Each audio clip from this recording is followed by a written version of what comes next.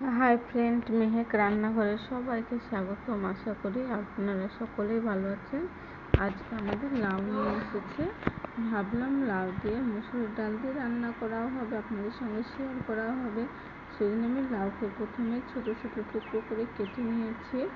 দেখতেই পাচ্ছেন, কেটে পরিষ্কার করে জল দিয়ে ধুয়ে একটি পাত্রে রেখে দিয়েছিলাম। জল ঝরিয়ে নিয়ে কড়ার মধ্যে দিয়ে দিলাম। সঙ্গে কাঁচা লঙ্কা, রসুন কুচি, পেঁয়াজ কুচি দিয়ে দিলাম।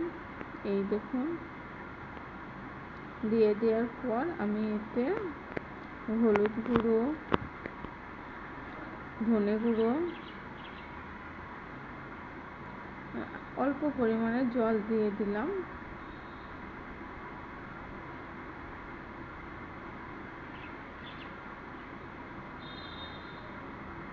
শেষে লবণ দিয়ে দিলাম।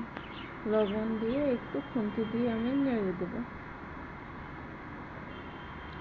আর এদিকে আমি মসুরির ডাল ভিজিয়ে রেখেছিলাম। এই দেখুন, ডালটা ভিজে গিয়েছে। এবার ডালের যে জলটা আছে সেই জলটা ঝরিয়ে নিয়ে আমি লাউয়ের মধ্যে দিয়ে দেবো। লাউ দিয়ে মসুরির ডাল খেতে খুবই ভালো লাগে, খুবই টেস্টি লাগে, আর গরমে খুবই উপকারী। এবার আমি খুন্তি দিয়ে ভালো করে নেড়ে নেব। আর ডালটা সিদ্ধ হওয়ার জন্য জলও দিয়ে দিতে হবে। জল দিয়ে আমি কিছুক্ষণের জন্য ঢাকা দিয়ে রাখবো, যাতে মসুরির ডালটা সিদ্ধ হয়ে যায়। এই দেখুন, অনেকটা সিদ্ধ হয়ে গিয়েছে। এবার আমি খুন্তি দিয়ে আরও একবার নেড়ে দেব।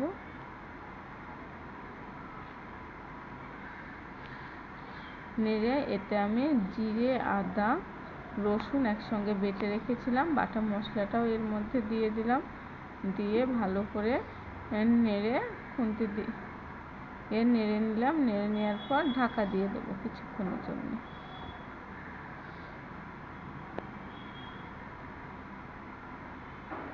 ঢাকা দেওয়ার পর এই দেখুন, মসুরির ডালটা আমার সিদ্ধ হয়ে গিয়েছে। এবার মসুরির ডালটাকে একটি ঘুটুনির সাহায্যে এইভাবে করে ঘুটে নেব।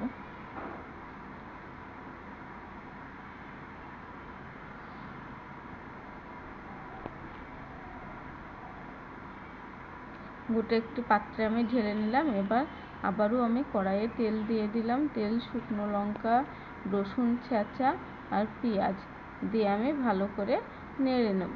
এইভাবে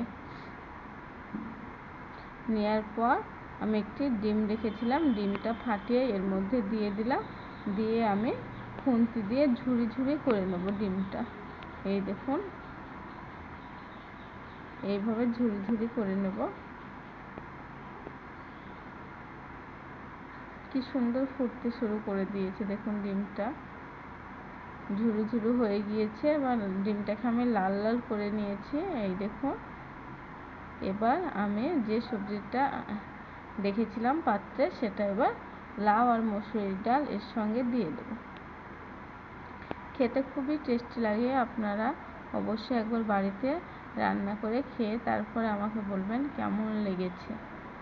এতে অল্প পরিমাণে চিনি দিয়ে দিতে হবে স্বাদের জন্য। সবশেষে জিরে গুঁড়োটা ছিটিয়ে দিয়ে রেডি হয়ে যাবে মসুরির ডাল আর লাউয়ের রান্না। কতটা সুন্দর লাগছে দেখুন। এবার আমি একটি পাত্রে ঢেলে নিলাম। ভালো লাগলে লাইক, কমেন্ট, শেয়ার আর চ্যানেলটিকে সাবস্ক্রাইব করুন। লাউ দিয়ে মসুরির ডাল রান্না।